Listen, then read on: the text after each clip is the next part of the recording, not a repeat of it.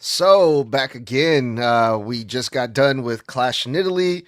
We're back again for Monday Night Raw, literally the day after Clash in Italy. Monday Night Raw was in the same exact arena that they were in last night for Clash in Italy. They're still out there in Europe. So, Monday Night Raw was extra early today, same time as last time, 11 a.m. Pacific time. And it was nice to get that out of the way early. We get to do our review earlier than usual, so that's always nice. Going to be able to finish this up earlier in the day. And man, these European shows, I don't know if it was because it was like the first time that they did a PLE in Italy ever, I believe. So it's not often that the WWE is in Italy, and I felt like they really turned it up this weekend, especially for Monday Night Raw, because this episode of Raw was pretty stacked. There was a lot of wrestling. The beginning of the King of the Ring and Queen of the Ring tournament started on this episode of Monday Night Raw. We had a crazy main event, which we'll get into. Yeah, man, they're on the road to SummerSlam as well. So there's like a lot of things that went down on this episode of Monday Night Raw, and we're gonna go over it. Like always, I'm excited to hear what you guys thought about it. Mr. Blood Toxic is here. Tommy is out, but we will be going over everything that happened on Monday Night Raw. June 1st was happening, fellas. How y'all feeling today? Feeling pretty good. Had a great day, actually. My wife and I basically made a whole date of the day. Went out to Cheesecake Factory for lunch. That was nice. We live 40 minutes from Orlando, so we just had a nice day driving around, dropped our car off at the shop for some repairs, and I was excited to, for Raw after, Clash in Italy, and I knew going in that it was going to be a stacked show, because I was in a good mood all day. And then I was even in an even better mood for the majority of the show tonight. Dude, like, what a crowd. First off, loving the Italy crowd. As much as we hate on the European tour, people mistake it thinking that we just hate when they do the tours. No. What we don't like is a lot of the start times. We have a problem with the start times.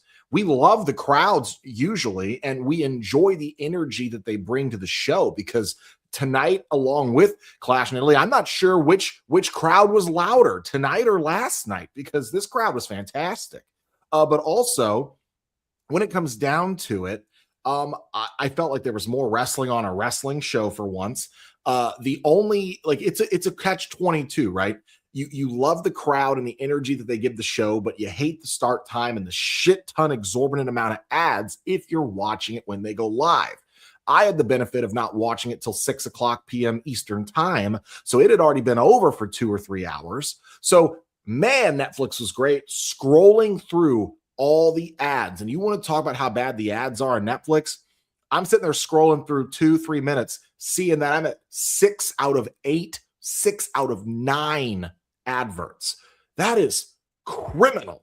So to be able to just to literally fast forward past, I watched the entire show in an hour and 5 minutes. That's how much ad time there was. I scrolled through it in an hour and 5 minutes. I watched a usually 2.5 hour show. That should tell you, how in a great mood that I am in, because I did not take forever to watch the show. That was a bonus. That'll go away as soon as they're back in the States. But other than that, really decent night. Strong start to the King and Queen of the Ring tournaments. Yeah, I want to say those are the two matches that I was most pumped for, mainly because who was in them. But we'll talk about that. The show was great for me. I enjoyed actually getting to watch an early show, because most of the time when they did it last year, I was still in school. So yeah. But yeah, I enjoyed it. The crowd, it amazing, just as yesterday. No complaints really, but I'm excited to get into the show. Yeah, also Monday Night Raw was a little bit longer than usual. Usually Monday Night Raw is about 2.5 hours, but this episode of Monday Night Raw, they added the mask versus mask match from AAA, the OG Americano versus El Grande Americano, which I thought was really interesting. And I mean, there could be a lot of reasons why they did this. One of them being the fan reaction that it got. I think it did great numbers for AAA and WWE on YouTube that they decided to add it to Monday Night Raw on Netflix. It could be because these are two WWE main roster guys, El Grande Americano and Chad Gable are WWE guys. That could be another reason. Or just to hype up Triple Mania, which is coming up in a few months. I did not have to stick around for that match because I saw it live. Did anyone else catch that match after Raw, or what did you guys think about how they did that tonight? So I went back and watched it last night. I watched it twice. I don't care if anybody calls this recency bias or whatever. Kiss my ass in the comments. El Grande Americano versus the original El Grande Americano might be match of the year so far. I mean, storytelling, the emotional investment from the audience, the emotion told in the ring, the story they told.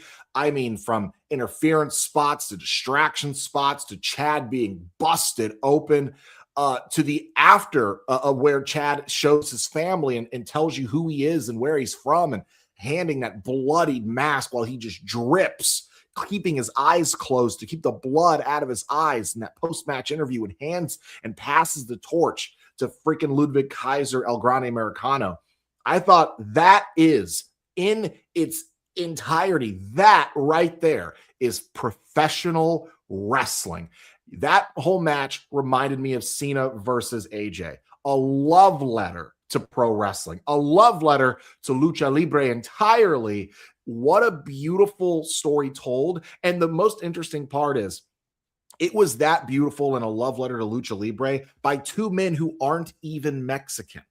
You have an American and you have a German in there honoring the legacy of Lucha Libre to the fullest extent. If you're going to take another culture and do it yourself and do it right, that match is how you do it. I think that's in my top 3 favorite matches. I think it's number 2 behind Roman and Punk at Mania. But what a fucking stellar piece of business, TV, entertainment, storytelling. I hope that goes down this year. I hope when the awards go out from the Wrestling Observer and all these other places, I hope that match is a nominee, because what a fucking job well done.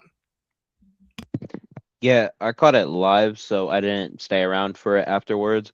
But that everything Blood said, absolute true. Absolute. The match was great. I don't even have any words for it. That's how great it was.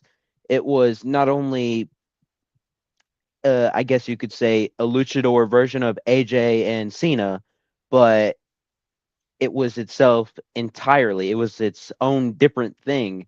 I mean, I don't even know when's the last time I've seen a mask. I think this was the first mask versus mask match that I've actually like seen. I've seen like some of the results of them, but I haven't like seen one to its extent. So I didn't know I was getting myself into. But it was such a beautiful match. Yeah, it's crazy to think about because I remember when this first started, there was a lot of people that were upset, mostly from the IWC, that's like, oh, look at this German guy or this white guy pretending to be a luchador. What a disrespectful human being for doing that and disrespecting the lucha libre culture. And then you also see, like, when they had their matches in the main roster, how nobody really cared, on Monday Night Raw. And then people are going back and watching the match that they had in AAA and the fan reaction and the passion and the how invested people were in this match. And it's like, see, this is what was missing on the main roster. Like, people were missing out on what was actually happening AAA. But I'm glad that the WWE made it a point to put it on Netflix for those people that didn't watch it. It's like, hey, look at what we're doing over here in Mexico. You guys got to come watch this shit. So I thought that was great.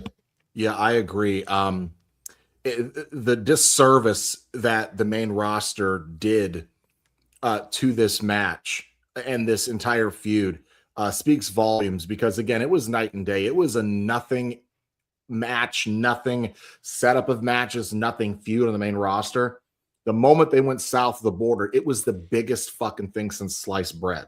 I mean, hats off, first off, to The Undertaker. Whoever would have fucking thought that the dead man, WWE lifer, Hall of Famer, Mark Calloway, would be the fucking booker that he is, especially in AAA, because this all happened under his watch.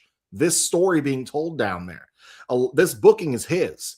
And this was fantastic. Whoever the producers were on this match, this feud, tip my hat to you, because whatever you're doing down there, keep doing it. I got to say, for a promotion that's been around for so long, to think that this might be the biggest story that promotion's ever told, the most beloved story that they might have ever told, possibly. And the two men telling it are not even Mexican. They're not even Spanish. They're not even true pure lucha libre. That speaks volumes to the work and effort put into this program. And I thought it was phenomenal. I think that that main roster producers, main roster writers, Triple H, these guys, take notes, because Undertaker's been a booker down there for less than a calendar year, and he just booked one program and one match circles around 90% of the stuff you're doing on the two biggest shows, and that speaks volumes. So I think that they should learn a lesson from this and realize, hey, you know what? And especially the fans too, who, even me, I will admit it, I thought when this started, when Chad's going to train under Lucha Libre, when all this crap originally started, I thought it was the dumbest shit ever. Why are you doing this to Chad? Give him a serious run. To think it would have wound up here in one of the most poetically told stories and matchups we ever have seen in recent memory, in my opinion, I am happy that they proved me wrong and shut me up. And I genuinely think this match is a work of fucking art. And hats off to everybody involved. You guys killed it. Yeah, also just really quick cheap plug, but yeah, that was one of the things that was talked about during our interview with Mecha Wolf, who is a AAA luchador, and he also produces matches for AAA currently. And you know, he gave us a lot of good information when it comes to AAA and what they're doing down there. One of them, you know, stating that they've only been in WWE under the WWE umbrella for a year, a little bit over a year, and they're just getting started. And you know, it's crazy to think about when they pulled off a storyline like this so early into this new merger thing. He's like, dude, we're brand new to this. We're still going to be doing more stuff. And he also mentioned the fact that they're under competition internally with SmackDown, with Monday Night Raw, with NXT, with Evolve, and all these other programs that WWE produces. He's like, we, AAA, we want to be the best show under that WWE umbrella. So that's exciting to hear, because, you know, I've been watching AAA every week. So now Rey Mysterio is the new general manager. Don Mysterio is a AAA mega champion. So it's like so many things. They're setting up so many potential things coming up, but go check out that interview. There's a lot of good stuff on there. Mecha Wolf was, he was a really fun interviewee. So yeah, man, I'm excited for AAA, bro, overall. Yeah, the last thing I'll say, so we can get on to the review of Monday Night Raw, the reason you're all here, and thank you again for watching the podcast. You can follow us on Apple, Spotify, watch us live on YouTube, Instagram, and Facebook Live every single week for live post-show reviews. But when it comes down to it, when I look at this top to bottom, the thing that really stands out to me about all of this is what you said. When you said that Mecha Wolf said they're internally, you know, in competition with SmackDown, with Raw. That is such a healthy mindset for a brand or a business to have, because at the end of the day, in the world of comparison, where they say, there is no stronger death than that of one of constant comparison, because you're always comparing yourself to other people. This is different because they are all under the same one umbrella. So they are competing really with themselves. And I think that is such a healthy mindset, because at the end of the day, I'm not trying to be the same version of myself I woke up this morning as. I'm trying to be a better version of who I was yesterday. And I think that when it comes to these brands, if you really want to succeed, you have to level your game up, evolve, and constantly think, hey, what can I do better? What can we do better? And constantly keep topping yourself, because there really is no ceiling if you believe that strongly that you have the power to beat everybody, even if everybody is you. So again, hats off to AAA. You guys are fantastic. Check out that Mecha Wolf interview. It is on all of our channels, of course, and there are links in all the descriptions to get to that podcast review or interview. And thank you guys so much. And we are about to get into the review of June 1st's episode of Monday Night Raw. Well, they started off hot. They started off with the fallout of the main event of Clash in Italy. Roman Reigns showed up to kick off Monday Night Raw. And we were going to find out, what is Jacob going to do? Jacob Fatu lost the main event at Clash in Italy, so he has to acknowledge Roman Reigns. That was the deal. That is the bet. But Jacob Fatu, he's hinged. He's crazy. He's unpredictable. No one knew what Jacob Fatu was actually going to do. And we mentioned before how lit this audience was in Italy, right? They were cheering off the top of their lungs nonstop throughout the whole entire entrance of Roman Reigns, which lasted like between the time Roman pulled up backstage to like when Jacob Fatu, he came out with his entrance, it was like 10-15 minutes. And out of those 10-15 minutes, Roman Reigns said a few words because the crowd was just singing and cheering and just going nuts the entire time. Roman Reigns said, "Acknowledge me." And there's nothing like Acknowledgement Day. And that was pretty much it. Then Jey Uso grabbed the mic and he said, "All right, well, we've wasted enough time. Jacob Fatu, get your ass out here."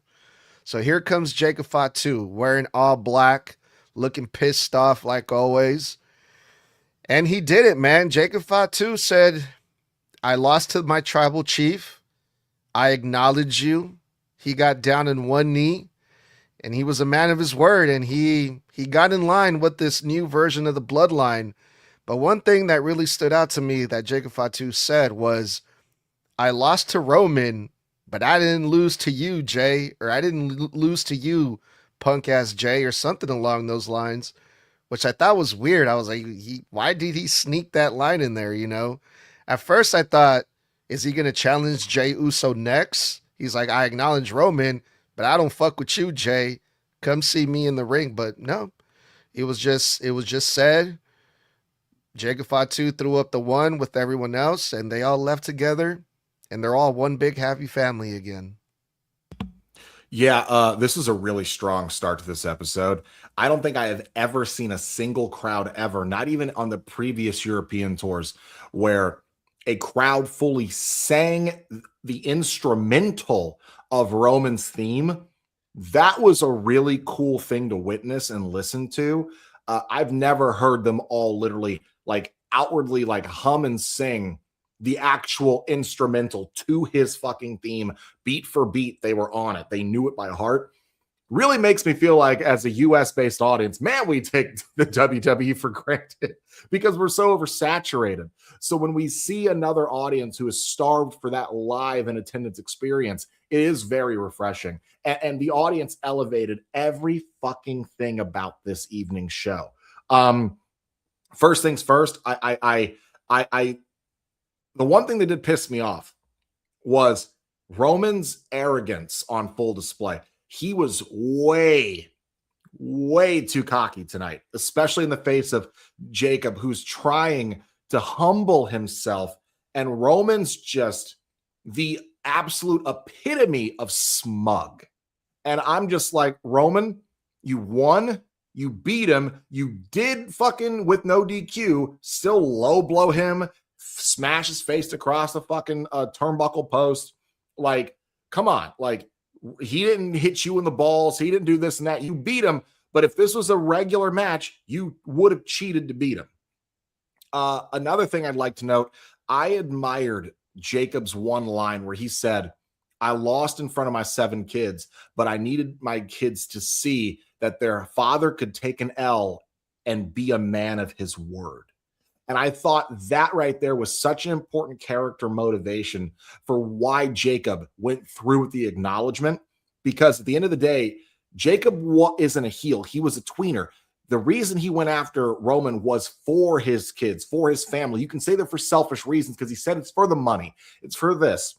But it wasn't about the power. It was about the things that the power gives him, the ability to give his family a better life.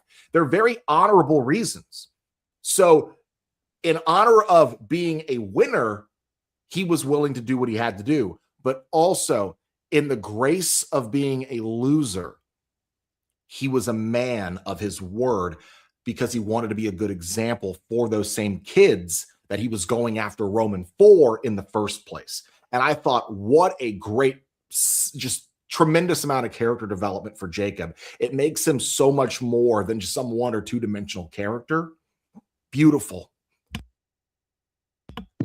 But it was a. Sorry, I Oh, was no, coughing. my bad. I apologize. I was coughing. But at the end of the day, I do think we are still going to get this stuff with Jay and Jacob. I will say what I think we're going to get with Jay and Jacob is a different version of Jay and Sammy from the original Bloodline.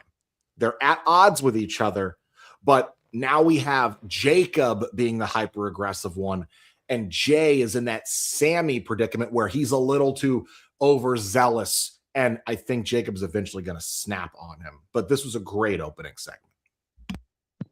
Yeah, it was a great opener. I stated multiple times, I don't know if Jacob's actually going to acknowledge Roman because he didn't do it the first time after Backlash. So what makes you think he would do it now?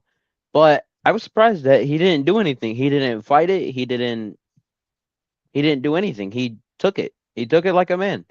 But for a minute when Jacob was on one knee, I low-key thought he was going to low blow Roman. I 100% thought that because I'm pretty sure Roman did it to Jay when he faked him out saying like, oh, you could have the Ulafala. I'm done. Yeah, that's what it made me think. But I enjoyed the opener and I'm excited to see what, if you can even call it the Bloodline. I'm excited to see what this leads to. I have a feeling Jimmy goes into the mid-card scene for the Intercontinental. And Jay obviously tries to go for the Undisputed because of the backstage segment later on. All right. Well, the King and Queen of the Ring started off on this episode of Monday Night Raw as well. And they started off with the King of the Ring matches where we had Solo, Penta, Carmelo, and Oba Femi was the first match, right? But one thing I got to point out when it comes to this King of the Ring that completely went over my head, when I saw the brackets, each picture, each competitor had a red or blue frame around their picture, which states like which brand they're from, Raw or SmackDown. Finn Balor, his frame was blue, and it was just announced that he was quietly moved over to SmackDown, just like that. So before we get into this match, quick thoughts on Finn Balor moving over to SmackDown. I think it's horseshit. One, because if we're not getting a draft, just fucking say the draft is over. Okay? Stop moving random pieces everywhere. I also hate it that after all the work he put in on the A show and that he just won his feud on the A show, you move him on to the B show where now I hope you keep him in the main scene, but the last 2 times you moved over a major player from Raw, that in Drew McIntyre and that in Damian Priest, they were relegated to the mid-card for almost all of last year, and then you randomly decided now Drew's in the main event. So when it comes down to it, keep Finn's momentum if you're going to move him, which they did, but motherfucker, do not put him back in the mid-card or upper mid-card. He just worked his ass off on Raw for 4 fucking years, or almost 5 with COVID. He better be a main event scene player, in my opinion, on Friday Night SmackDown. He needs to be going after the Undisputed Championship. Yeah, I'm with Blood on this one. It's weird to think that all the OG Judgment Day members, except Edge, he's over in AEW, all the OG AEW, all the OG Judgment Day members are on SmackDown, and Priest, Rhea, and Finn. But I hope that Finn stays or goes into the world title scene. If Cody has something with Sammy, I want Finn to be next after Sammy if he has something with him. Yeah, I hope, man. I hope that you guys are right. They keep him in the main event scene because he just won his big feud versus JD Madonna and the Judgment Day and all that stuff. And I would love to see Finn Balor versus Cody at one point. You know, if it's for the championship, that'd be fucking dope. So, yeah, I'm pumped to see Finn Balor on SmackDown. I think it's gonna be refreshing seeing another top guy on SmackDown because let's be honest, man, that SmackDown needs all the star power it can get at this point, you know. But yeah, King of the Ring Fatal 4-Way match.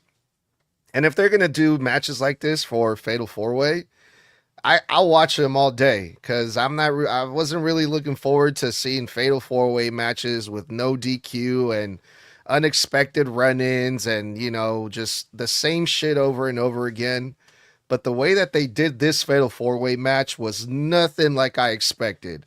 I mean, we expected Lesnar to come in and cost Oba the match, and that didn't happen. It started off with Oba Femi completely taking everyone out during his entrance, and then he poses, he finished his entrance, and then we're off to the match. Now, the other three, Penta, Solo, and Carmelo, they decided to work together to take out the big man, Oba Femi. They tried, and even with the help of Talatanga, they succeeded for a little bit. They took Oba Femi out for a couple minutes, and they were not able to take advantage. Oba Femi got back up despite having a match the night before versus Brock fucking Lesnar. Oba's arm was injured. Oba was selling the arm through this match, and I thought, man, there goes his out. They're going to take Oba out. They're going to take out the arm, and someone else is going to win. But it was Oba. Oba won the first round match. He's advancing, which I thought was great. And he also cut a promo after the match on Brock where he told Brock, hey, we're 1-1 now. I'm still here. You beat me last night, but I came back stronger than ever. I got this dub, and I'll see you down the line. And I thought, wow, what a fucking explosive match this was. This was fucking amazing, I thought. Yeah, the moment the match was over, my first thought was, this is match of the night for me. I haven't seen nothing else, but I really thought, how the fuck you guys top this? I would hate to follow this. It's kind of funny in wrestling when you see sometimes what feels like a random assortment of wrestlers in a match. You know, you never really think that they'll all have chemistry. All four of these men had insanely good chemistry. I mean, everything felt snappy. Nothing felt like some overly choreographed spot like the women's, which we'll get into. This just felt, you know, hit after hit after hit after hit, and just constant succession of everybody getting their shit in, but it looking seamless.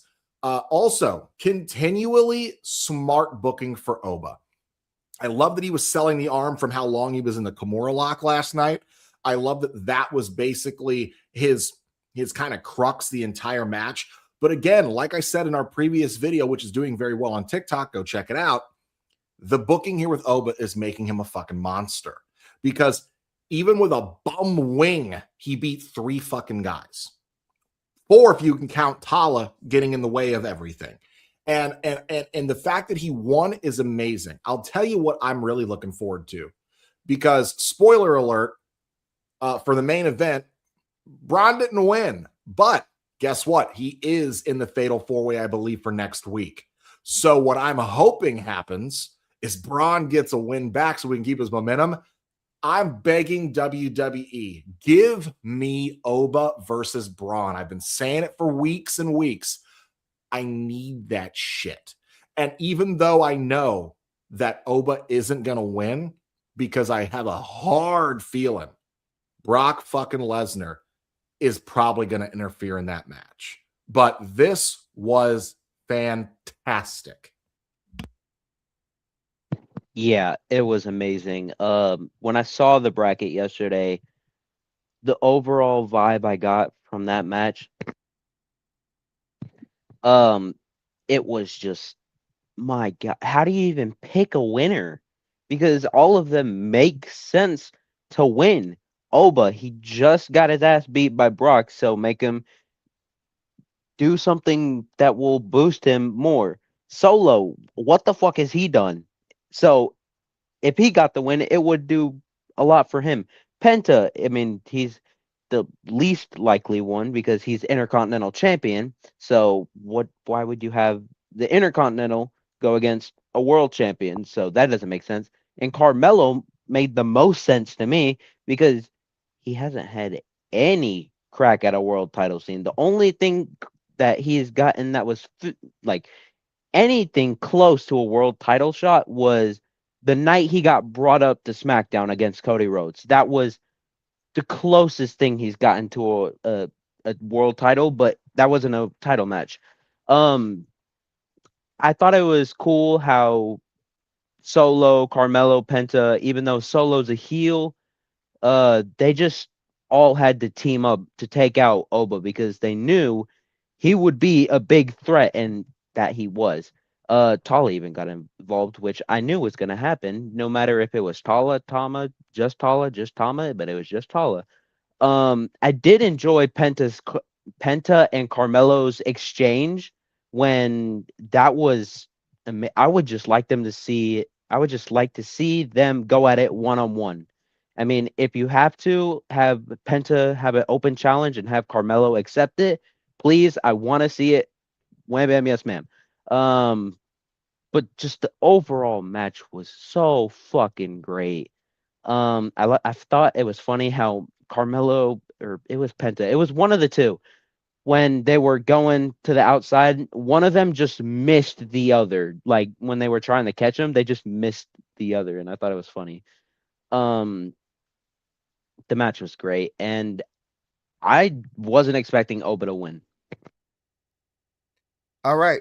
And then we had an in-ring celebration from Yas Girls, Sol Ruka, the new women's intercontinental champion. She did an in-ring interview, and I mean, the people chanted, "You deserve it." That's debatable, but she's the new champion, and Fightful, Fightful. I gotta give it to them, man. They really know how to ruffle feathers in the IWC when they posted Sol Ruka is the first black woman to win the women's intercontinental champion, and the people were going in, bro. There is a lot of opinions when it comes to, I guess, Sol Ruka's nationality or race or whatever the fuck. But I'm just like, gee, when I saw that, I was like, oh, this is gonna be a fun comment section, and I was just scrolling through the comments. But yeah, Sol Ruka, first African American women's intercontinental champion. Yeah, you can clip this for the clips later because I want to piss some people off. So yeah, Sol Ruka, the first ever African American women's intercontinental champion. Does that make you mad, people? Because if it makes you mad, I think you're racist. If it pisses you off, I saw on TikTok, her family shared their live reactions of her winning the title, and I thought it was beautiful. Her mother cried and had to be consoled by her father, who is one of the quintessential blackest men you'll see. Full-blown African American, big ass fucking dreads down to the top of, or down to the bottom of his chest. That's her biological father. And as a person who's of mixed race myself, Polynesian and African American or black, for those of you specific assholes, you'll be like, oh, she's mixed. Well, what's she mixed with? White. Oh, and black.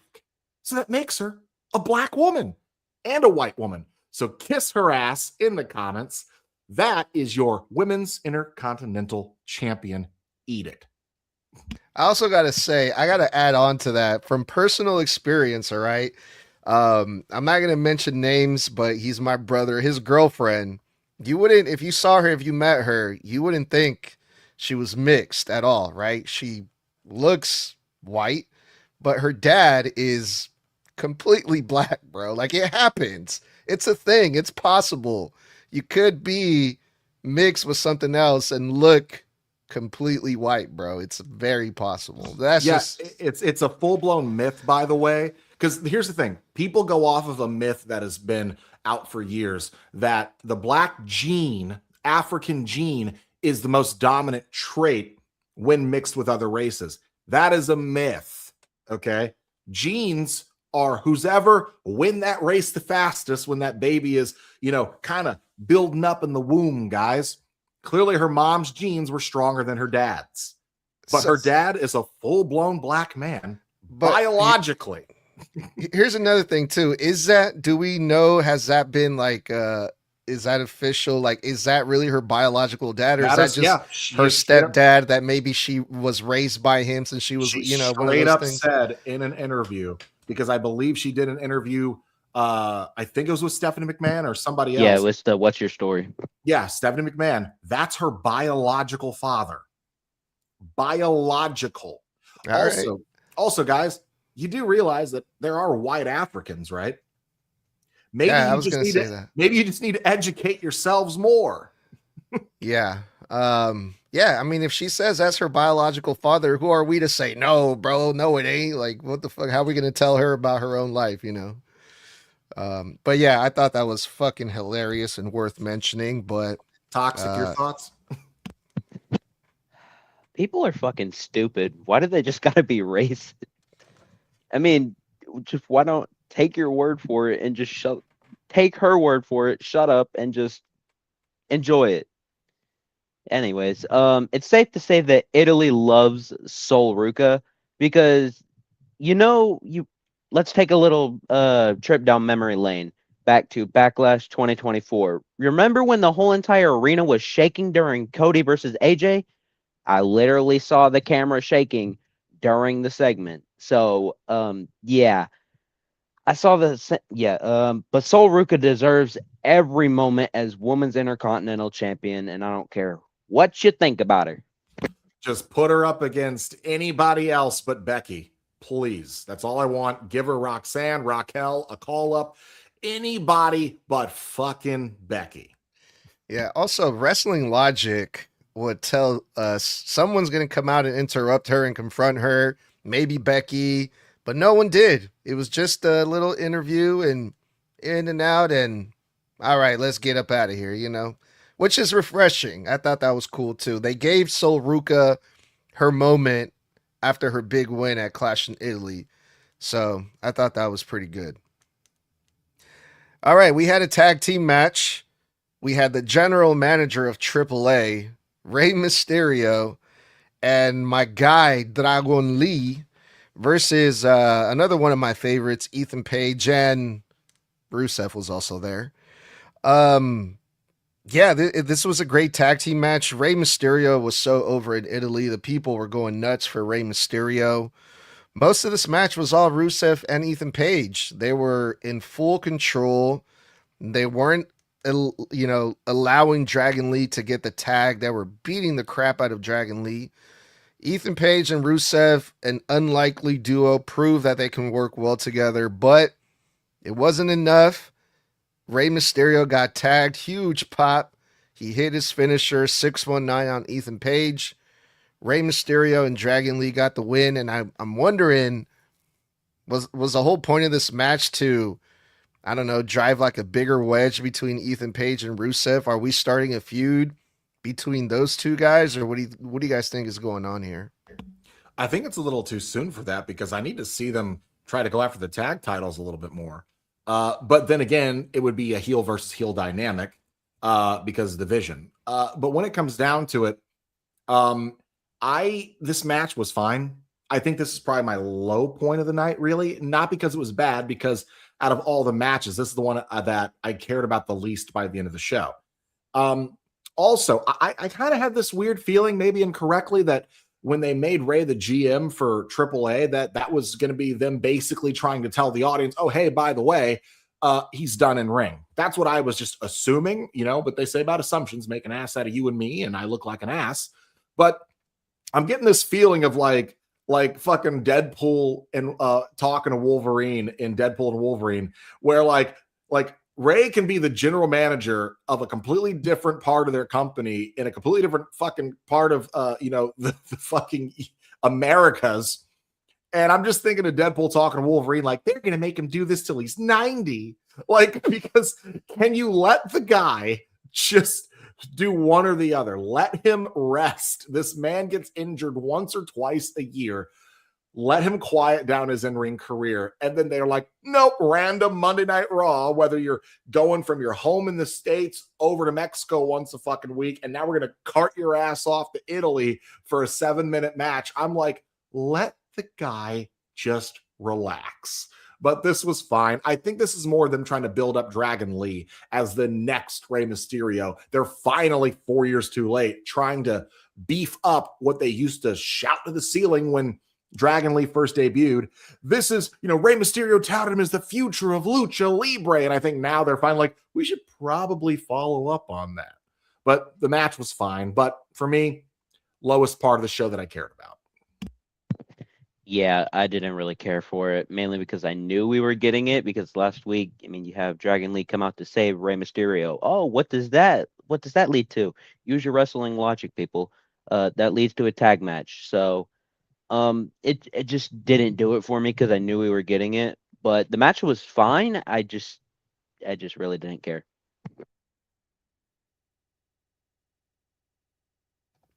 Then we had the first round match for the Queen of the Ring, Io Sky Lash Legend,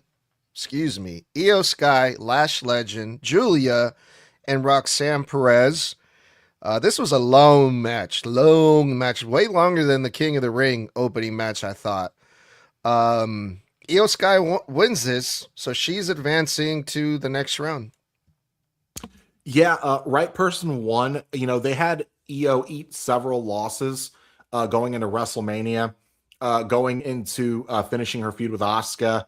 And I said at the start, just give it to Io. I know that all these other women, Julia, I guess they're trying to revamp Julia. She's got a new look, new gear. They're taking her more seriously. Lash Legend, eventually you're going to have to give her something. But of course, she was just a tag champion, so it's not like they're not doing anything with her. And God, I just blanked on who else was in the match besides Roxanne Perez. Yeah, that's why I blanked on it, because I don't care for Roxanne at all in ring. She's just very blah, passe to me. I'm sure she's incredibly talented and athletic, but she doesn't do anything that really catches my attention. Everything she does, I've seen done better. I've said this a million times. And I just don't think they're doing enough with her to make me care about her. When it comes down to it, right person won. But I will say, as I said earlier, the men's was definitely the stronger of the two qualifying matches. When it comes down to it, this match was good, but let's be honest, sloppy in areas. It felt like way more choreographed than the men's. Like, it felt like they were really waiting on spot setups, having to pause for stuff, taking too long for Lash to get in so they could set up the Tower of Doom. There was a lot of stuff where it just felt like they were taking too long to do things, because it always feels like it's always the women's multi-women matches that always feel overly choreographed. The men's, we rarely ever seem to feel that way. It's always with the women. And I'm not blaming the women at all. There's timing differences. They're getting different communication. They have different match producers. So maybe it's just, and also you got to think of who's in the ring. You have 2 Japanese women. So there's also maybe slight communication issues. Maybe you don't hear them as well. And you're like, wait, what did you just say?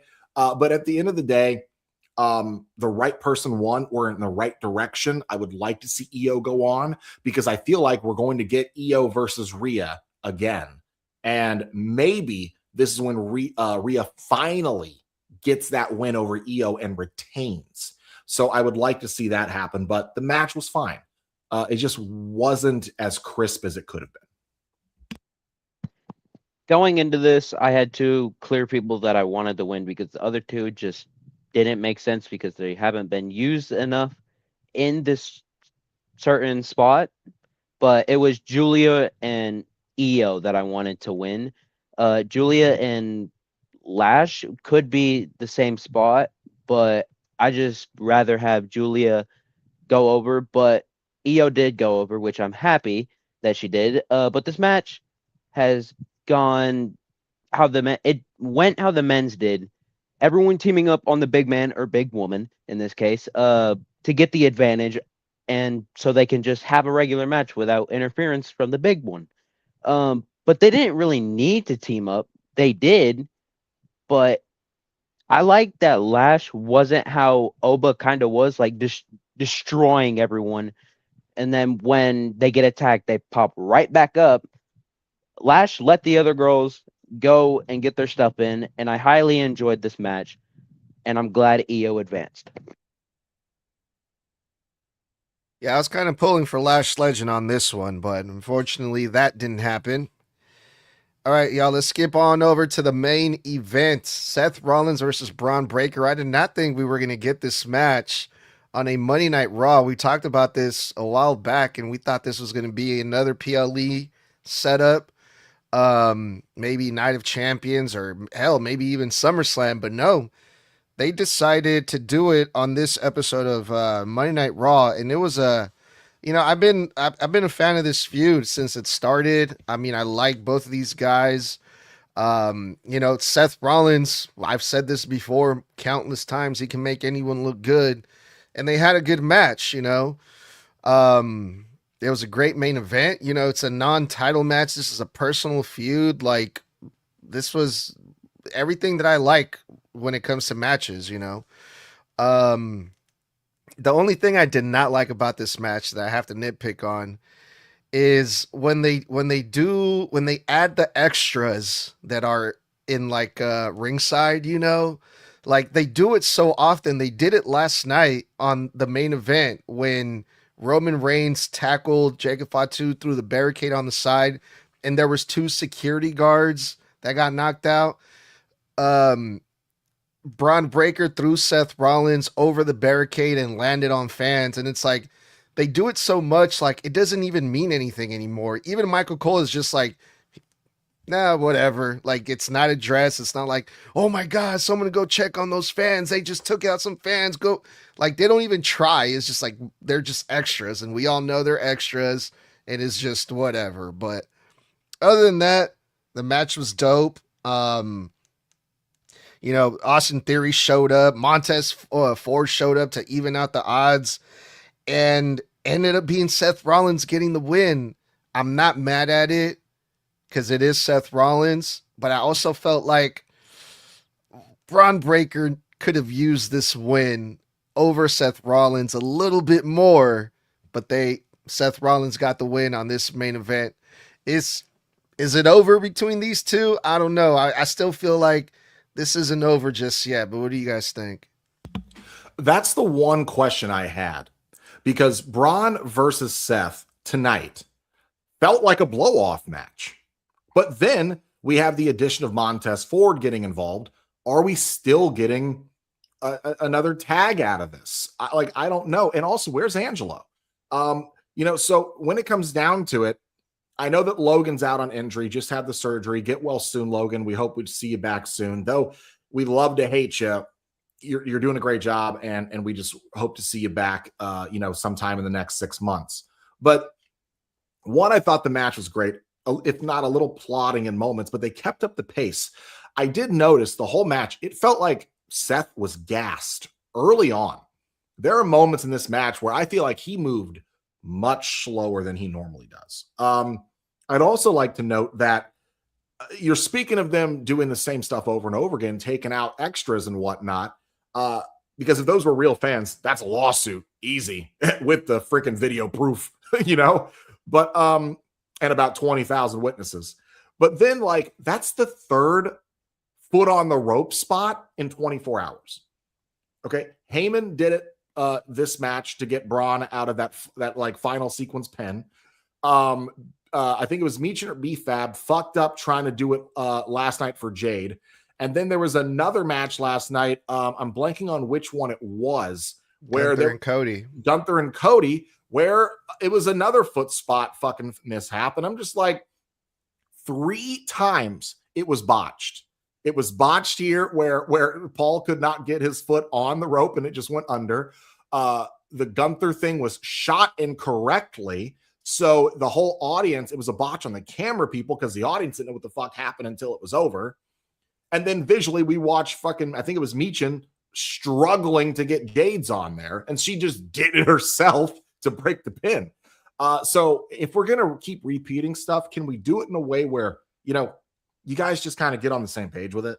Other than that, I thought the match was great. That fucking countered spear into the pedigree on the announcer table was awesome. I was a little, like, this is a complete nitpick. I was annoyed that when Braun cleared off the tables, he left so much shit on the announcer table that when they did an overpan shot earlier, when they were in the ring, I knew we were going back to the tables because I saw Michael Cole in the top right corner yanking the cords and stuff off to clear it off. And I was like, come on, bro. Like, I know you don't know where the shot is, but I can see you finishing. Like, that's your table. Logic would dictate you're trying to put your shit back on the desk, not go, well, fuck it, it's already on the floor. Just yank all the shit off. No, you were making sure it's safe so they don't land on it and hurt themselves. But I just thought that's a little nitpick, but it was too obvious. Either clear off the table entirely or, you know, like, come on. Other than that, match was great. I will say this. I think Braun is winning the King of the Ring. I think Braun is 100% winning King of the Ring. I think you're trying to get his momentum. You're not, you don't want to just completely pull the rug on his main event push. I think it's going to be Roman versus Braun Breaker at SummerSlam. I think it's going to be because I think Brock is taking Oba out of the tournament. So I think Braun is the obvious choice with everybody who's remaining in it, and kind of here for it, honestly. Yeah, I noticed that too, just really quick. When I saw Corey Graves and Michael Cole standing like out, like not even close to the announce table, I'm like, I know this is a good match, but are they really that excited for this main event that they have to stand away from the announce table, like to get a better view? And then I saw Seth and Braun go on top of the table. I was like, oh, that's why, because they knew that spot was coming. All right, whatever. But yeah, I noticed that too. Go ahead, Tox. I have a feeling that Seth and Braun are running it back at Night of Champions. I don't think it's done between the two, and I don't see either of them advancing in the tournament because, I mean, obviously it's going to tells you they're 1-1 right now. I mean, it's the same logic that you have with Oba and Brock. They're 1-1. They're obviously going to run it back. So they're going to take each other out of the tournament. Seth takes Braun out, and then Braun takes Seth out. I could see it happening that way, or Braun just completely wipes the floor with everyone in the tournament. But it was great. I like how Seth used the title to technically counter the spear, but like as a protection to not get affected by it too much and affect Braun. And Heyman getting speared through the barricade was something I never thought I would see getting done to him. I mean, yeah, getting punched, Superman punch, a regular spear, an F5, but a spear through the barricade. Heyman's too old for that shit. I mean, someone's got to. I hope he's good after that, but I overall highly enjoyed the match, and it isn't over for these two. Yeah, I they've been having him bump a lot in the last year, but hats off to him. I mean, that's the granddaddy ECW. I mean, he ain't no bitch. He's also an old school New Yorker, so I know that man is tough. But when it comes down to it, there's only 2 people I honestly see winning this whole tournament, especially after the way a lot of these matches finished tonight, the way that Oba called out Brock, the way that Braun lost this feud so far. And if they do have a rubber match, I can see it happening at Night of Champions or Saturday night's main event in July. But honestly, I think it's Braun Breaker or LA Knight. We saw that backstage segment with Adam Pearce in LA. LA needs another fair shot at the title. I don't think he's going to win, but I see that being a story because they've been building that animosity between him and the Bloodline for weeks now. So I think the only 2 people that make sense is honestly Braun and LA. And people are going, what about Oba? I think if we're not getting Gunther versus Braun or Brock at SummerSlam, the obvious choice here if we're not doing it sooner, because Oba said, Brock, I'll see you down the line. One would venture to guess he's retiring Brock fully at SummerSlam. Does that spit in the face of the retirement at Mania? Yeah, but did they really say it was a retirement? And WWE's going, well, we never said it was retirement. You guys just assumed it. This was always the plan, they'll tell us in fucking Unreal. But we all know that's bullshit. But I definitely see it being Braun or LA, because I know they're going to need a big fight feel for SummerSlam for Roman.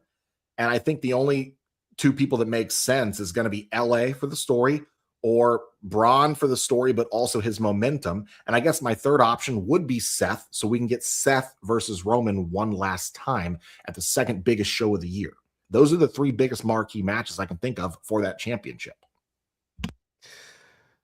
Yeah, we'll see what happens with that. I mean, the only final thought that I have when it comes to all of this and everything you just said, Blood, is I noticed that in Clash in Italy, when Gunther was doing his entrance before his match versus Cody, he's still named as the career killer Gunther. So if it's not Gunther who retires Lesnar, if it's at SummerSlam, which that would make sense because it's in Minnesota and blah, blah, blah. Or if it's not in SummerSlam, somewhere down the line, maybe next year in WrestleMania, if it's not Gunther, that's kind of a missed opportunity to feed more into that character, the career killer, Gunther. So, man, there's a lot of things that they can do. And I guess that's really exciting because there's a lot of possible matches for SummerSlam for Roman Reigns. A lot of good names in that hat. You know, who's going to retire Gunther? Is Oba going to face Lesnar again? So there's a lot of things popping off, man, that I'm really pumped for, but we'll see. But for now, that was Monday Night Raw in Italy. That place was shaking. I don't know if it was because of the crowd or because of that big spear after Paul Heyman hit the floor. Poor Paul Heyman. But yeah, next week they're going to be in Paris. The European tour continues, fellas. Our favorite. But we will be back again soon. Yeah, we got a lot of stuff coming up this week. So yeah, stay tuned. We'll see you guys soon.